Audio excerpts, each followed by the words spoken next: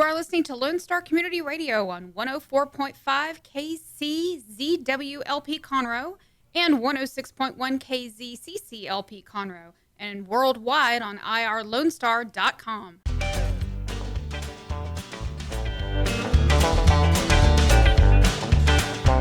Good afternoon. Welcome to the Extension Hour. My name is Amy Ressler, County Extension Agent, Family and Community Health here in Montgomery County. And I'm so excited to be back on the show. So we took a little bit of a break and things happening. And so it feels like ages since I've been here at the radio station and actually at the new radio station.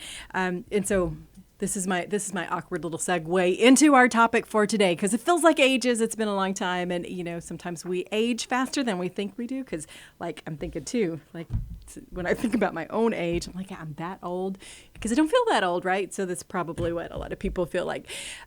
So we've got Pauline and Brent Veazey. It's very French, right?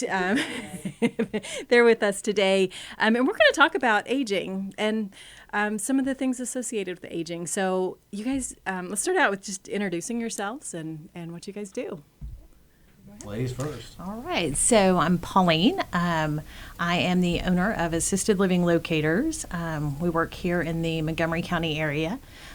So I have other lives before being a business owner. So I was the executive director at the Conroe YMCA for a while, and I enjoyed helping people and giving back to the community, and that's something I've always felt was my purpose, was just helping people. So when we had the opportunity to do this adventure and help older adults find care that they need, it was a perfect fit for what I thought I should do. So basically that's, we got into it because we like to help people. So. And the pandemic definitely helped facilitate that is true. Opportunity to make it more of a reality. I'm Brent Veazey, and I'm the co-owner / secretary. She's the boss of Assisted Living Locators, Greater Northeast Houston. And I spent a long time in corporate America, and in that time there was about 10 years in the Medicare health insurance sector. And after that, another 5 years actually at the Y, but still doing the Medicare insurance stuff. So when the pandemic hit, and I was unfortunately let go by the Y because of the pandemic, exploring opportunities, I found this one with the Assisted Living Locators, where you're going to be a resource for people to come to find information to help them live their better life. And since we've been dealing with the population already, for many years, we thought this was a great opportunity for us to continue doing what we'd already been doing, but really just focus on that. And our own personal experiences kind of helped us focus better on that, because Pauline's had issues with her parents, and then I've had issues with my grandparents where we were directly involved with their caregiving issues in the early 2010s. And that journey was painful for everybody involved. It was hard, horrible. Any old cliche you see about the family that's fighting and yelling, and we executed it with perfection, unfortunately. And it was just a very bad situation. We had to move my grandparents 3 times, and it was just horrible for everyone involved, but especially with them. And that's the experience that we hope we're able to help people avoid with our service, which is free. We get any kind of payment from the partners that we work with that end up helping people. So it's a free of charge service that we have for the families and for the people that are being helped, most importantly. And that's why we're in it, is to be able to do that and avoid that horrible journey. Right. Because everybody, we're all aging, right? It's going to happen to everybody at some point. Absolutely. And, when you talk about families, we all hope that we would be agreeable and things would go well, but it like you said, it doesn't always happen like that, and probably more often than not. So just having that assistance is important. It's invaluable, especially when you don't have a plan. Mm-hmm. And that's one of the things that we didn't have as much of. Mm-hmm. And that's one thing that we learned, right, is planning is a critical part of this aging journey, that you have to have a plan in place when you're younger to be able to make it easier for not only yourself, but for all your loved ones so that you don't have to make major earth-shattering decisions under the gun when someone is in a bad situation and you have no other options. You already have a plan in place so that people don't have to worry about what that may look like. So you guys help people figure out kind of the plan, like Absolutely. so from even pre-crisis situation all Right. the way through crisis and even some post-crisis. Absolutely. Yeah. So the best place to be is you don't really need anything right now, and you're just trying to figure out what that could look like later.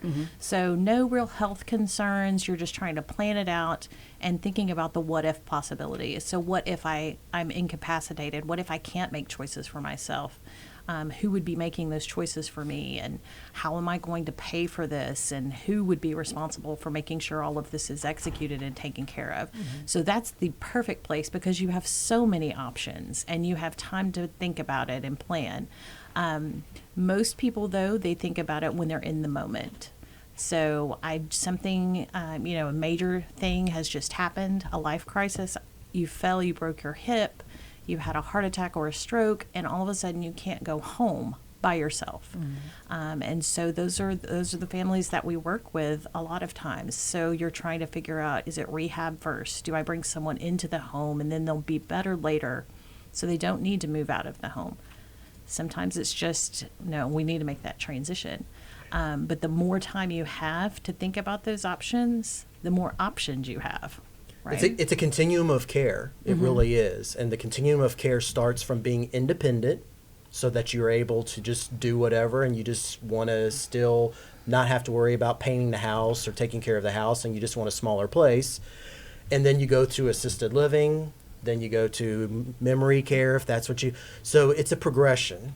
And we help people along every step of the way, wherever they happen to be. But ideally, for their best life, it's to be at the very beginning. Absolutely. So that you don't have much more limited options because you've already been too far down the road and you're left Right. with not a lot of other options. Right. So sometimes your choices are limited just by the health concern that you have. So memory care options, there are fewer places that are only, are equipped to memory care. So the number of places that you would be able to go are a lot smaller. But also how you pay for those things. So if, depending on your finances, you could be restricted to where you're able to afford and where you're not. So it's just thinking about those things ahead of time and making financial arrangements and planning. So wherever people are at in that continuum and what their needs are, you guys can help connect to them with resources Absolutely. to get them through that. Absolutely. And so you guys serve a part of Houston, but you were telling me earlier you can really help anybody anywhere in the Right. United States, right? Yes. Anywhere in the United States. So we even, we're a national organization. So our franchise helps, our particular area, the Northeast Houston area. But we even have franchise owners in Hawaii. So if that's where your family's at or that's where you're looking to relocate to, we have people that can help you. Okay. And what would you say is like, what do you spend most of your time doing? What's the most common request that you have? So it's mainly education, Yeah. which is, I find interesting, but people just learning the difference between what different types of care are. Because when I was growing up, a nursing home was a nursing home. That's where older people lived. That's what it was. But And a lot of people were really afraid of nursing homes, Oh, right? So absolutely. like, I Yes. can remember my grandmother, like, that was the worst thing ever. The idea of going into a nursing home was horrible. Exactly. And that's not a nursing home in the vernacular that it used to be is actually called a skilled nursing facility. Okay. And they actually have a much more focused component to what they're actually designed to do. Whereas a place where you're living on a regular basis is called assisted living. Okay. And that is not anything like what you would see in a skilled nursing facility environment. It's a completely different type of arrangement. In fact, skilled nursing facilities often have an assisted living wing in them that is much different than what you would see in their nursing facility part Right. where they're doing the acute care at the time that is needed and required by doctors. So you're telling me some of the a lot of the education is just helping people understand the nuances and the differences between those, absolutely. right? Absolutely, because that's the thing. Whenever you start thinking about contemplating care and where does mom need to go, or your mom may not need to go anywhere. Mm-hmm. She may be okay having care come into the home. So it's really just educating people, and that is part of it. And then the other piece is people sometimes think that Medicare will cover the cost of this, moving into an assisted living home. And that's just not the case. So Medicare is medical. It takes care of your medical needs. But where you live, your room and board, like that's not covered by traditional Medicare. For example, as she mentioned the home, there's two types of different care that you can receive in the home. There's home health, which is something that your doctor says you need, and is typically done by a nurse. So it could be a physical therapy, it could be occupational therapy, it could be injecting some meds into you, or whatever the case may be. But there's also something called home care. And home care is just like, I need help getting reminded that I need to take my meds, or I need help putting my clothes on, or I need help going to take a bath, or getting to the bathroom, or getting food, prepared for me. So home care is something that a nurse doesn't have to do. There's other entities that can do that for them. And the home health is typically covered by Medicare. Home care, typically not. Now, that's kind of in the process of changing a little bit, but for the most part, it's not. So then you have to have resources that you can tap into that would cover the cost of someone coming in there and helping you take a bath or take a shower, or whatever the case may be. And a lot of people are just now kind of understanding that. So you guys help people find those and understand the differences between what it is, because it's better to do that when you're not in a crisis, or because it can be like it can be really overwhelming, right? There's so much information out there, and so many things have changed. So you guys help them kind of wade through all of that. Right. So part of our process is we talk with people, and it's an intake process, and it takes 30 minutes, and it sounds like a lot of time, but during that process we're having conversations, learning about the person that you're seeking care for. What are their hobbies, what are their interests, what are their religious preferences, because all of those things play a role in how you see the world and how you want to be cared for, on top of medical needs and finances. And once we have that picture, then we can better recommend options for you, because we wouldn't want to recommend caregivers for you that maybe don't fit your needs. 90% of people that are in this age group want to stay home. That's their preference. So when we're having these conversations, typically with their family members, and most often it's the adult children that are involved, then we're always making sure we remind them, okay, what does your mom really want? What does your dad really think and believe? So, because we want them to remember that this is not about anyone other than mom or dad. That's what it's really about, and making sure that they are getting what they want out of the situation. So sometimes people think they want one thing, and then they experience it, and then they go, yeah, we don't want that anymore. And we help them with that aspect as well, because we're providing them options and consultation, but we are absolutely not making the decisions for them, because they only know their loved one the best. And so we're not in a position to think for them. We're just trying to help them get the information they need to make the best decisions they can. Okay. So tell me, who is your client? Is the person who needs care? It's the family? It's a little bit of both? Is there an age requirement? So typically our clients, it's them and their families. Most of the time, though, it is the adult children who are doing the looking, because they want to take care of that situation, have options for mom, but not make that choice yet. So they want to do all the legwork. And so that's a great thing, because we can do the legwork for you, so you don't have to do that part. The age group, we normally work with the Medicare eligible population, so 65 and older. If you are looking to start the process early, you're not quite there, and you're looking for an elder care attorney to help you set up a trust, or if you have a special needs adult child that you need to set that up for, to think about preserving assets, we can help with that too. So if you're starting to plan, we can help you. All You're right. just looking for that new place to live that's got all the cool things and not the roof and then the grass and everything else you got to take care of. Right. We can help with that as well. All right. And you mentioned that one of the main things that you guys do, like your primary service, is really education. And so that's what I want to focus on a little bit more in the rest of the show that we're going to have this afternoon. But we're going to take a break and we'll come back in just a little bit. But this is the Extension Hour where we talk about our people, our programs, our partnerships. And, our programs, a lot of what we do is it focuses on older adults. So family and community health. The family dynamic and that lifespan includes taking care of older adults. So I'm really excited to have you guys here and to talk some more. So we're going to provide some more education right after this.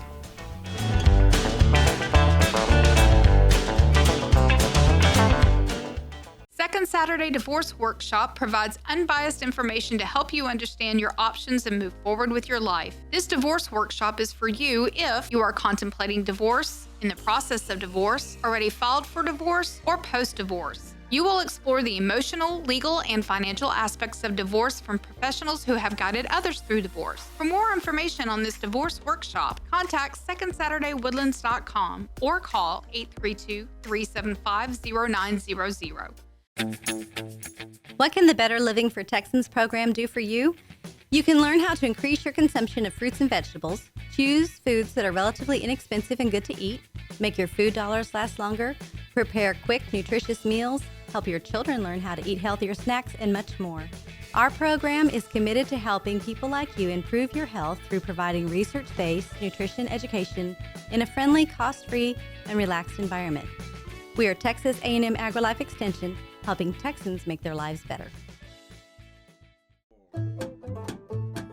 Hey, this is Wayne Green, your host for Radio Wayne, Spoke and More. Each Saturday from 5 to 7 p.m., I'll be playing folk, singer-songwriter, Americana, blues, bluegrass, classic country, Cajun Zydeco, Celtic swing, and whatever else seems to fit. Once again, that's Radio Wayne, Spoke and More, every Saturday from 5 to 7 p.m. on Lone Star Community Radio.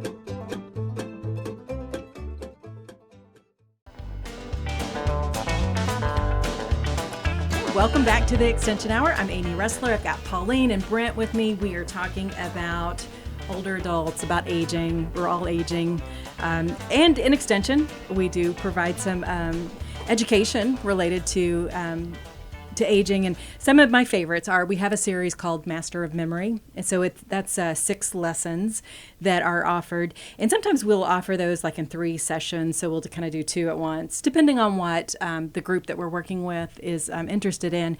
And we often partner with the Academy for Lifelong Learning with the Lone Star system and provide Master of Memory as one of the classes there, and usually do it in either 3 or 6. And I know that my coworker, Mike McBride, has some scheduled for this fall, so you can check with the Lone Star Academy for Lifelong Learning their schedule for that, which is another excellent program. And so we're going to talk a little bit about healthy aging, and staying mentally active and participating in classes like that can be really helpful too. And then we also do a class on preventing falls, and that's usually just a one-time class. Because there's just some basics, and I'm sure that you guys go over this a lot. But we were talking about, the clientele that you guys have. So generally it's 65 or older. And when we get to that point, you mentioned that there were about 3 top causes of death. So first one being heart disease, second one being cancer, serious issues. There are things that you can do, definitely healthy living, nutrition. So we also do a lot of nutrition classes. We do a lot of physical activity promotion. Walk Across Texas is coming up again. So we usually do it in the spring, but we're going to do a special 25th anniversary in the fall. Anyway, but falls was the other thing that you mentioned. So let's talk a little bit about preventing falls and the kind of services that you guys can provide, and education just about that. So it's the scariest part of aging. If you think about it, as you get older, your hips don't work like they used to. You just don't feel quite as steady as you used to. Your eyes. Yeah, your eyes, that's a big part. Hearing. And your hearing, all of those things contribute to how you perceive the world, how you see things. And sometimes falls are not because your hip gave out. Sometimes it's just you didn't see it. So there are a lot of different things that you can do, aside from not wearing super high heels, to prevent falls from happening. The one thing is that we know as we age, falls will happen. It's just making sure that when they do, that they're less as injurious as possible, so you're not getting hurt terribly.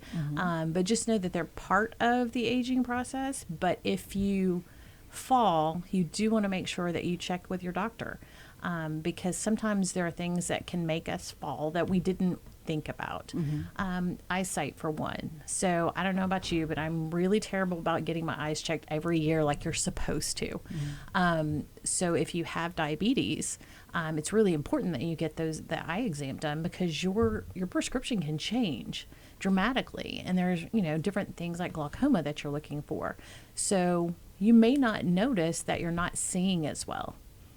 So if you do have a fall, you might want to do that. You want to check with your doctor, your optometrist, and make sure that your prescription is correct. One of the other things that you would want to do is make sure that the prescription medications that you're on, some of the side effects might be dizziness. So that's something you might not think about, because you're taking medication because you're trying to treat an illness or a symptom that you have. But talking with your pharmacist and your doctor, that might be something. There might be a different medication that maybe doesn't have that side effect. And people don't realize it, but hearing is also important in this aspect, because the inner ear controls our balance. And sometimes the changes of aging impacts our inner ear as well as part of that process. And if there's certain things that happen in the inner ear, it can change how your balance works overall, and that will definitely contribute to a fall as well. Right. So it's a lot of things. The body as a whole is a system. It really is. And everything kind of depends on all the other aspects working. And as we age, every aspect of that system is slowly not working as well as we wanted it to be 20 years ago. It's just the way it's wear and tear. The way we remembered it working. Yeah, exactly. But it's just normal wear and tear that nature has built in for us to have happen as things go along. And if we just have to stay on top of these things moving forward, not only on ourselves, but in our external environment as well. It's important. So there's things that you can do to make it less likely. Notice I say less likely, because you can't fall prevent 100%. Right. But you can make your external environment more safe for you. So making sure you don't have throw rugs around your house. Because when your balance is off a little bit, you're a little less steady with your feet for whatever reason, it's easier to trip over things that are on the floor, and a rug is one of the easiest things that you can trip over. And it's one of the one of the main causes for falls is rugs. Right. Yeah. And one of the things about falls too is it ends up kind of being starts to create a cycle, right? So you fall, you become less active, you feel less confident about your physical abilities, which makes you move less, which makes it more likely that you fall, right? Absolutely. And sometimes you add to that cycle, you add a hospital stay, because maybe you just injured yourself a little bit more the first time. So then you're inactive for 6 to 8 weeks because of that. And so then you've lost muscle tone as well. And so then it's harder. It's so much harder to get back and get active and to get your muscles and your strength back where it was. In some respects, I think physicians make it a point to say that you should be even a little bit more active, if possible, after a fall, because their thought process is that you want to rebuild the strength, first of all, but also try to gain a little bit more, and then maybe that is going and doing a little bit of stuff regarding not just doing stuff with knee bends and things like that, but maybe going and doing some small barbell work and things like that in order to try to build a little bit more muscle tone or muscle mass, whichever the case may be, to make you a little bit steadier on things, to give you more confidence so that you're able to do what you want to be able to do moving forward. And so some of these things that we're talking about related to falls too, so the sight and the hearing are also related to memory. So it makes me think of the Master of Memory classes that we do. And even, putting a throw rug somewhere. So that can be related to memory just because when you move things around. So, and we'll talk about this more when we talk about dementia and that kind of thing too. And, just because you forgot that you put that throw rug there because you changed your habits or you moved around your furniture, you may, like literally, you forget that it's there because habits make us do the same thing. So we might run into something because we don't remember that it's there. And then memory in terms of how we see and how we hear, it's amazing how we process information. And if we don't hear as well or we don't see as well, that we're not able to process information quite as well. And those changes are so slow that sometimes we don't notice them. And that's the interesting thing, that processing them as well, because you're still able to process them. It's just happening slower. Right. So instead of doing it like that, it may take you 2 or 3 seconds for you to process that smell or that sight that you had or the thing you heard. So it just happens a little bit slower, but it happens in a gap enough to where it can impact your ability to react to save yourself from a situation that is not good. And so then the next thing, if people start to maybe, like we talked about that cycle, they fall and then become less active. And so some of this is natural parts of aging, right? And the memory loss, natural parts of aging. But then some of it is not natural. So sometimes there is disease that happens, or like you mentioned, medications. So dementia and Alzheimer's is another common cause. And you said it's becoming one of the, so we talked top 3, heart disease, cancer, falls, and then, but dementia is getting close to those. Alzheimer's is 7th as a cause of death currently, right now. I think, or actually 6th. Last year it was 7th. It's already gone up one space in a year. And by 2050, it'll be in the top 3. It'll be right up there it'll pass falls as a cause of death in the United States. So 60 to 80% of dementia cases are Alzheimer's disease diagnoses. And that's why it's so prevalent and so much of an issue for us as a country moving forward. And I think people don't know that. I think the word Alzheimer's is scary, but dementia is less scary for people. But Alzheimer's is just a type of dementia. So not all dementia is Alzheimer's, but all Alzheimer's is dementia. So there's different types of dementia that happen. Couple of dozen. Yeah, but like Brent said, Alzheimer's is a leading cause. Is a leading dementia that we have in our country. It's interesting that we have 6.2 million people right now with Alzheimer's. So that's people who have been diagnosed. That number is going to triple by 2050. So if we kind of think about that, that's a large number of people. And by 2050, almost 22% of our population will be over 65. So we're talking, that's a large impact on our society and how we see things, and so the types of care that people receive. So part of our education and what we like to talk about is the impact. Somebody's taking care of all of these people, right? Because when we start out, when we talk about dementia and when we talk about Alzheimer's, everybody is quick. Like when you forget where you put your phone, you're like, oh my gosh, is this normal? Or am I losing it a little bit? Like those conversations we have inside our heads, we're like, oh, how many times have I forgotten where my glasses are? Those types of forgetfulness, that's normal aging. Like you slow down a little bit as you get older, and that's okay. Forgetting where you put your purse is normal. Forgetting what your purse does, that's something else. So relationships, like how things are related to each other and what things and objects do, that would be, if you can't remember how things work, that's a conversation you should probably have with your doctor. Like this, I'm noticing some changes. And the impacts, financial, right now, over $250 billion a year goes towards Alzheimer's care right now, insurance costs, meds, whatever the case may be. By 2050, you're talking about $1 trillion a year that's going to try to take care of that 25 million people that are going to be with Alzheimer's disease at that point.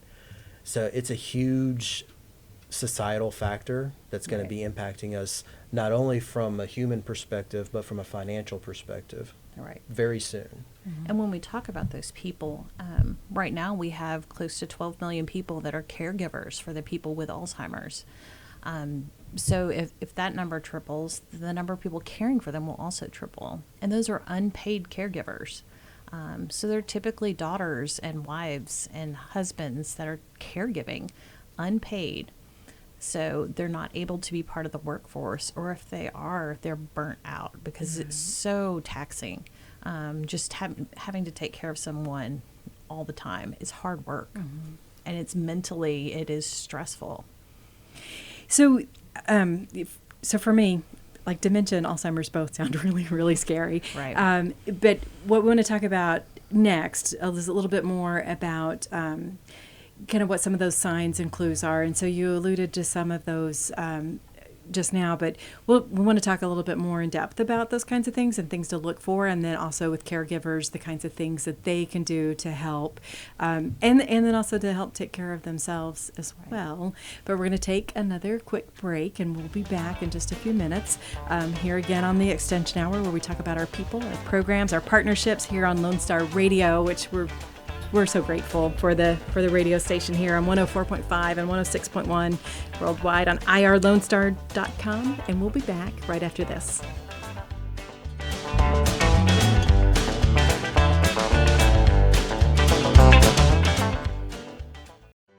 Hey there, this is Kathy Sanders reminding you about a local treasure, the new Danville store located next to the Hyatt Hotel in Market Street, The Woodlands. Shopping at the new Danville store, you will find quality, locally produced items for those hard to buy for friends, co-workers, and family members, while supporting a great cause. Shop local, shop for a cause, shop the new Danville store at Market Street or online.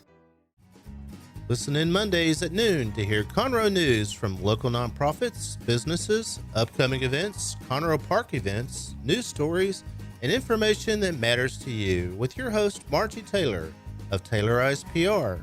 For more information about being a guest, visit irlonestar.com/Conroe Culture. We have the safest food supply in the world. Strict laws and regulations restrict the usage of hormones, antibiotics, and pesticides within our food supply. Production agriculture practices and technologies such as the use of GMOs, which is not any more or less risky than conventional crop production, has allowed American farmers to produce more food on less acres in environmentally sound ways. Find out more online at pathtotheplate.tamu.edu. We are Texas A&M AgriLife Extension, helping Texans make lives better.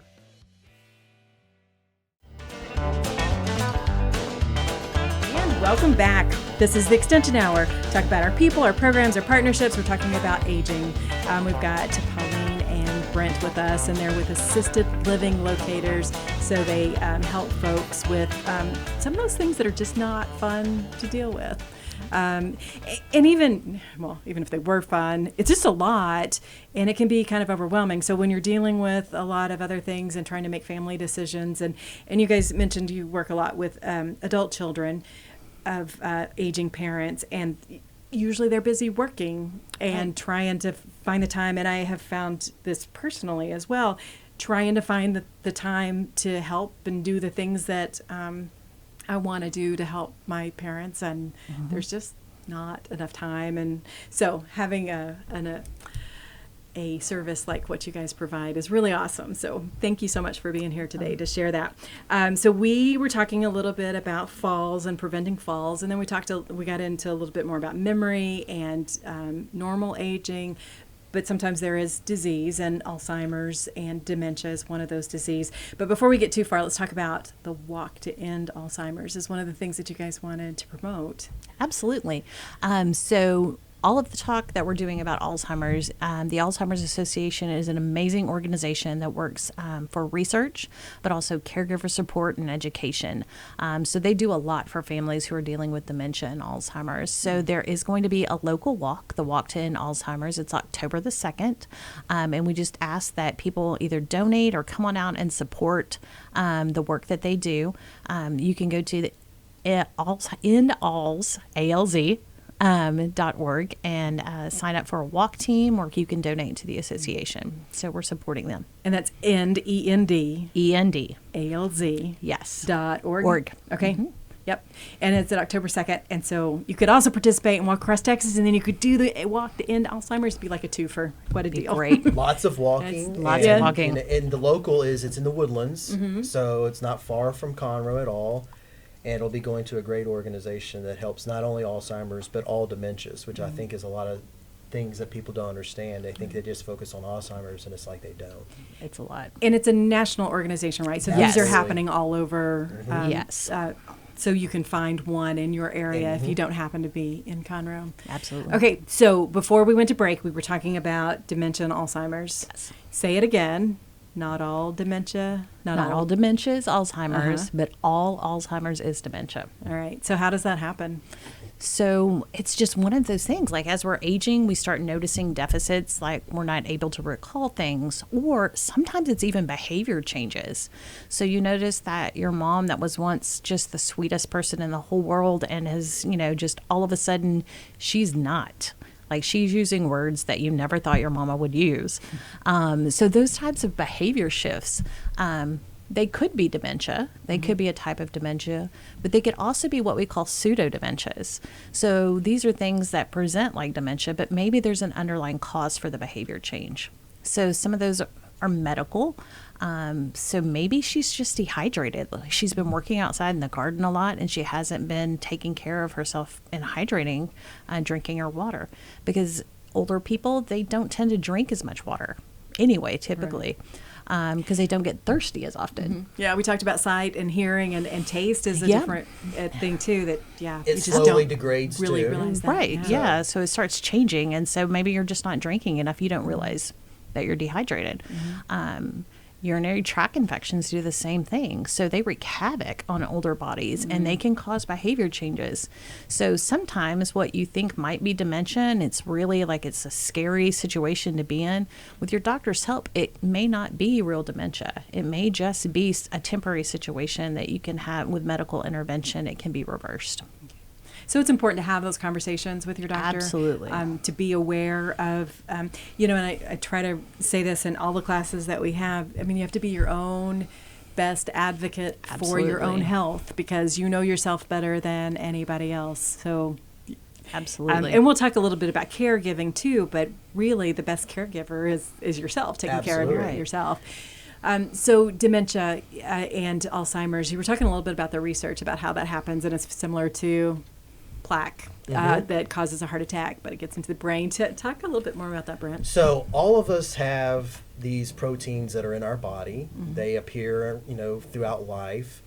And what happens is we age is our ability to process that, for lack of a better term, get it out of the body, decreases. So, not only do they start piling up inside of our arteries, but they start piling up inside of our brains too. So it's called amyloid proteins, and these proteins literally are starting to coat the brain and the neurons specifically. And when they coat the neurons, they inhibit them because it's electrical impulses is how we work, okay? And when they coat the neuron, these electrical impulses can't happen. They can't fire, literally. So what happens in these dementia cases is that protein is slowly coating the neurons, and eventually they're dying off because they can't function, they can't, for lack of a better term, breathe, and they die off. So Alzheimer's patients and dementia patients, for whatever reason, which they have not been able to determine at this point, have this happening at a higher rate than what a normal aging process occurs, because all of us have this happening, okay? No matter what, it's going to happen. But for whatever reason, which they don't know yet, for these dementia patients, it's happening at a higher propensity and happening more quickly than it does as a normal course of aging happens. So there's a lot of things that are in play with that they're trying to understand, whether it's diet, whether it's genetics, whether it's physical activity. There's a whole bunch of different studies that are going on right now to look at all these types of factors that are maybe in play with this. But right now, what is definitely happening is this protein is literally killing the neurons of the brain cells, and in the process killing off the memories, literally, of these patients that have these dementias, and for especially the Alzheimer's patients. Right. So that aging process, like you said, is going to happen to all of us. But the dementia and the Alzheimer's speeds it up for some people.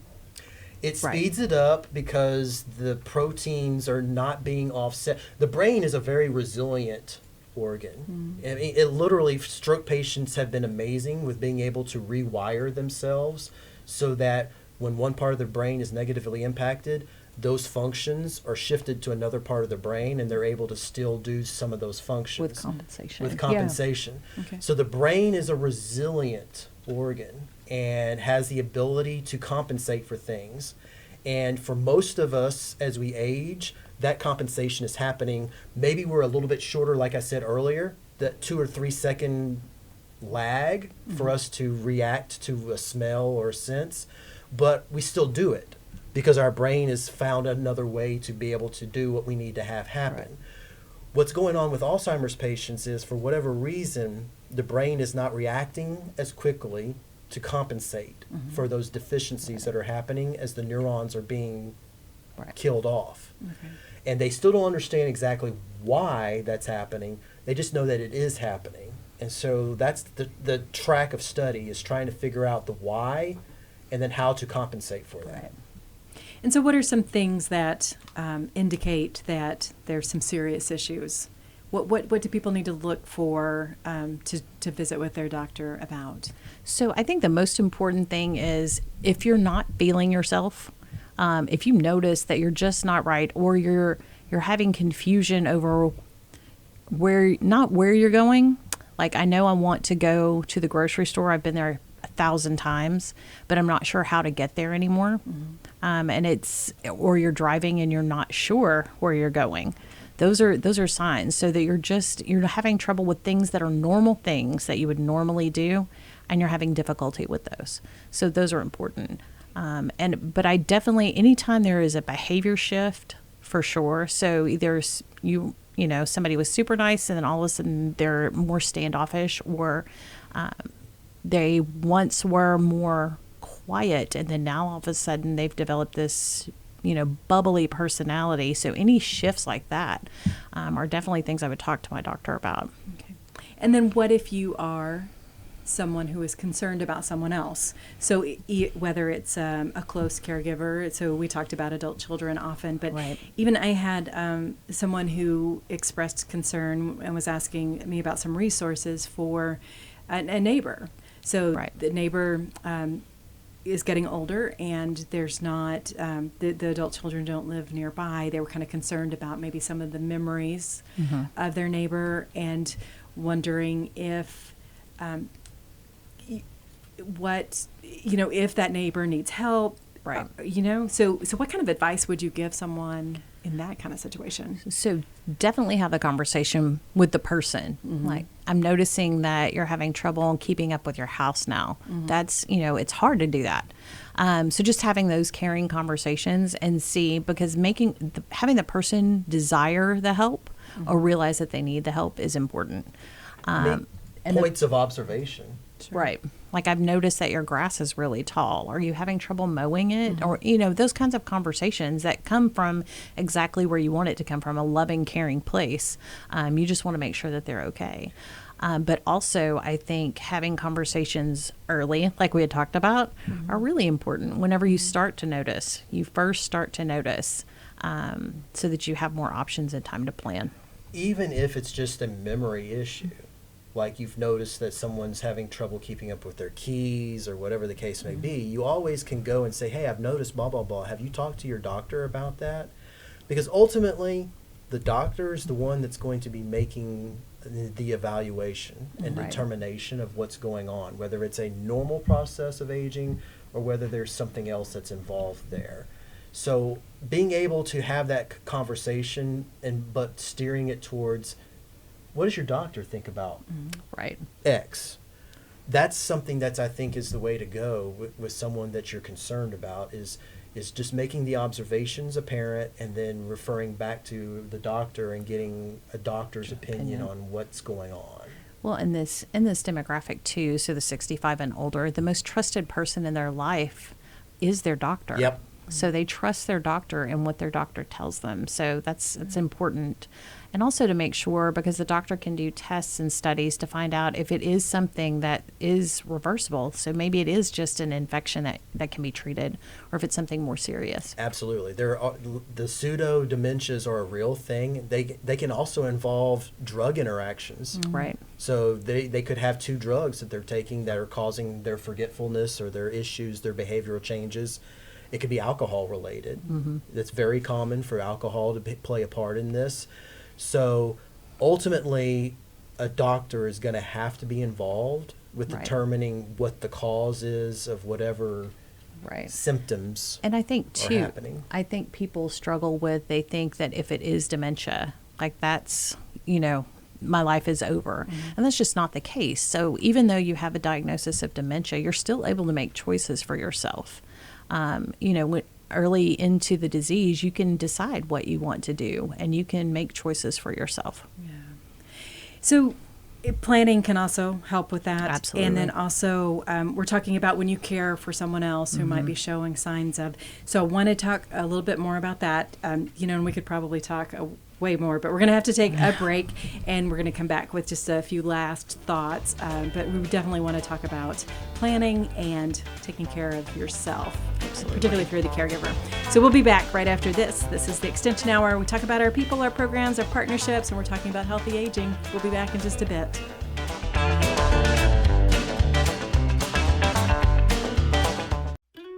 Hey y'all, it's DJ Mike from Dance Time in Texas.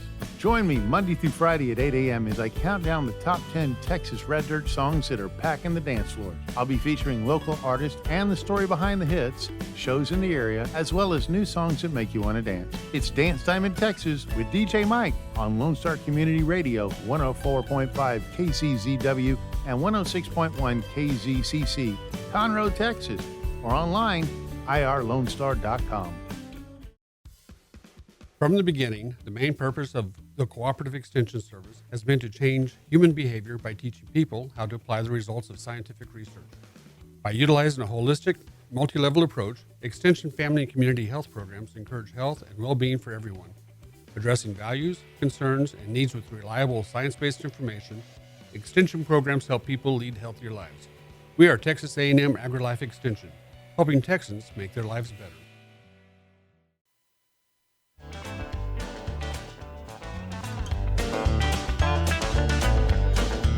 And welcome back to the Extension Hour. People, programs, partnerships. We've got Brent and Pauline. We're having a great conversation about all these things related to aging, and I feel like we're just barely scratching the surface on some of it. So we've talked about dementia and Alzheimer's and a lot of the things that could happen. So falls, those things, some of it's part of natural aging, some of it, there are ways that we can prevent it. But whatever is happening is going to happen, right? Right. So planning for it is an important thing. So things like planning a will, power of attorney, those kinds of things, making your wishes known ahead of time. I was telling you guys earlier about a friend that I have on social media that was talking about caring for a mother-in-law that has dementia, and she was almost yelling in her post, have conversations with your parents about these things now. And you may think that it's too personal to get into your parents' business, but whenever someone has dementia, you get really personal with them because you may be helping them bathe and, wipe after going to the toilet. that gets really personal. So Right. it's, having other personal conversations. So what are some tips that you guys have for those kind of conversations to have with people? So I think the most important thing I could share with somebody is find people who are in the same situation as you. It helps to have a support group. The Alzheimer's Association does wonderful things with groups, support groups for people who are dealing with, who are caregivers and handling through that situation and on the same journey as you. Like, that is the best. They have online support groups as well, education and resources. Because I think the scariest part is a lot of people don't go into their life thinking that they're going to be a caregiver for their mom or their spouse. And so the situation presents itself, and then I don't know what is going to happen next. What is on the continuum? And so and there's a lot of anxiety around that. Like, you're worried all the time. Am I doing this right? Is it how it's supposed to be? I think education helps with that a lot. So having a support system in place, like, I know what you're going through, it's okay. It's okay. And you're doing the best thing that you know how to do. And so that's good. Right. Also having education so that you know what's coming next, so that you can prepare yourself for that. That's invaluable. Just having that education source. Right. And I think also taking care of yourself like that. I cannot stress how important that is, because caregiving is 24/7. Whether you're the person actually doing the care or you're having someone come in, you're still managing that care, and it's still on your mind. So having a time of respite, and that's just taking a step away, a short-term break from that, is so important. Respite care is a real thing, and it means that you don't necessarily even have someone come into the house. You literally could have them go to a different location for a week or a few days, or whatever the case may be. And there's facilities that do that, so that you would be able to get 24-hour care for them and be able to have a little break yourself. Absolutely. But that's a very critical thing as part of this, is realizing that, okay, the journey is going to have the same end no matter what. Right. So you just have to understand that you control it the best way you can. And part of the control is making sure that you are taking care of yourself, because you got to be able to be there for everyone else. That's part of your life. Right. And that's hard to do when you're so focused on this one individual. I mean, it happened a lot in my family, because we had my grandmother have, Alzheimer's, and she had two daughters that ended up taking care of her, and it was brutal on them, because they were so focused on them that a lot of things happened around them that they lost track of. And it was sad, but it just happens. And so just making sure that yourself is as important as the person you're taking care of is very important. Right. Because you can't be the best caregiver if you're not taking care of yourself. Right. And you might not be taking care of someone else. Right. For long term. So I was telling you guys earlier about someone that I know who has spent the last several years taking care of a sick spouse, and before that taking care of ill mother-in-law, and before that taking care of children. Right. And so now she's in a situation where she doesn't have someone to take care of. So trying to find that purpose again, and that direction. And so self-care is really important. Right. So advice for those kinds of things. I think I mentioned earlier that the body is a system. So mind, spirit, body is a real thing. So getting that person into a situation that they're somewhat familiar with, that they seem to be happy doing, being a nurturer or whatever, but also being able to do new things so that they can explore new opportunities, keep their mind engaged. All of those types of things is very powerful. And there's lots of opportunities that are out there and available in the communities. And, people like us can help them find those opportunities.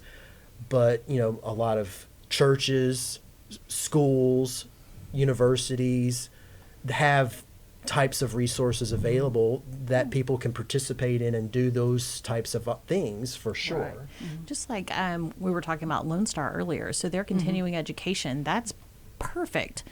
Because if you've been nurturing people your whole adult life, you may not have had the opportunity to explore painting. Maybe it's something you thought about, but maybe, you just never tried because you didn't have time for that. But it's a great time to learn new skills. Languages, once you pass age 50, your ability to learn language improves, interestingly enough. So maybe it's time to learn a new language. But those kinds of things keep your mind active. And it's very important as you're aging that you keep engaging yourself, that you're challenging yourself. And that is one thing that they have done some research on, and the preliminary research shows that the people that are more socially engaged and are challenging themselves with new learning opportunities seem to have a better opportunity of avoiding dementia and memory losses than the population that is not. So those opportunities, physical activity is very impactful. These are the ways to help you be able to maintain that system at its peak efficiency, even as you age, because just because something is older doesn't mean it doesn't work. Right. And one of the other things that I want to mention, that a wonderful resource that we have here in Montgomery County is the Behavioral Health and Suicide Prevention Task Force. Absolutely. And Mosaics of Mercy is another great resource finder, particularly when you get into specifically mental health issues and finding resources for that. Okay, we just have a few more minutes left. So last few things, like if you had just 2 or 3 things that you want people to remember from this conversation that we've had, things that you wish people knew before or while they're working with you, what would some of those be? The first thing I would say is plan, and plan. Right. Okay? The sooner you can have a plan in place regarding a will, durable power of attorney, long-term care insurance, those types of things that you can do when you're younger, in your 40s and 50s, it makes it a lot easier for you to go into the continuum when you already have the plan in place to execute, so that when the unexpected happens, then all you have to do is adjust the plan instead of come up with a whole new plan on the fly. And or have somebody else come up with a plan for you. Exactly. That's not even what you wanted. Correct. Yes. Which was our direct personal experience. Yeah. So that's what we want people to avoid. So get your plan in place with your family, for yourself, but for your family as well. Right. And start having those conversations. So they are hard. Talking about money is hard. Right. Talking about what happens when I can't take care of myself is hard. But those conversations start early, and they start in a light way. Like, one day I'm not going to be able to do this, so who do you think should help me with that? Those are easier conversations to have. So whenever all of you kids are out of the house and all of you have graduated college, so, maybe I don't need a 5-bedroom house anymore. What does that look like? But having those conversations before is really important, and start having them with your own kids. If you have kids who are older and, teenagers, and they understand, start having and be comfortable with those conversations, because it makes it so much easier on them. Right. And part of the plan is understanding that the person that you're going to be engaged with to make decisions is executing your wishes, Right. not theirs. Right. Okay. So that's very important to distinguish and make sure that a lot of times people get confused and think that this person's going to do whatever they want and they're going to make. No, they actually are obligated, bound to a certain extent, to do what you put in writing is what you want to do. Right. So if you grew up on a farm and you like your outside time, and you've always done that your whole life, and that's where you live, moving into a community that's large with a lot of people and a lot of social activities may not be where you want to be. So it's just making sure that people understand what you want and what you enjoy and what your hobbies were and what you'd like for them to be. Right. And I like the piece of advice you guys gave, and I think this was in our conversation earlier before we started the show, but approaching that awkward conversation as an adult child with your parent. Absolutely. And going along with planning, like I'll do my will, you Absolutely. do your will, so that I mean, it's not too soon for me to do mine, and I shouldn't do mine anyway. So let's do them together. But durable powers of attorney, we could go home today, and on the way home get in a car wreck and we're incapacitated. So then what happens? Right. Okay, so we all need to have durable powers of attorney where we make it clear this is what we want, this is what we expect, and these are the people that are going to be identified to execute my wishes. And if you go ahead and make that offer, it makes it a conversation of we doing this, not you dictating somebody else has to do it. And it makes it a lot easier for it to happen. And sometimes it's, we've been talking about this and we want to make sure that the kids know that who's making choices so that they don't have to. So we want to do that for our, teenage, young 20s children. So mom, have you already thought about that? You may have, but, what does that look like for you? And along the way, all of those kinds of things, those decisions that need to be made, that's what you guys help with assisted living locators. So it's not just finding housing, it's doing all kinds of things that you guys can help with. So it's been great to have you guys here to talk about all of these things. And then if you want to learn more about Master of Memory, preventing falls, those kinds of things, call us at the Extension office because we are always looking for places to go out and do programs. And we have more success going to a group. So if there's anybody that's listening that's interested in those, give us a call. 936-539-7825 is one of our phone numbers. We have lots of phone numbers, and that's the one that I remember, so that's the one I'm going to give. So this is the Extension Hour. It's great to be back. It's great to have you guys here with us today, being our people, our programs, our partnerships. We're just so great to have you here, and it's good to be here at the radio station. This will be recorded, so people can go back and listen because great information. Sometimes I go, oh, what did they say? And I can go back and listen on YouTube or various other places. But thank you so much for being here. I'm Amy Ressler. This is the Extension Hour. See you next time.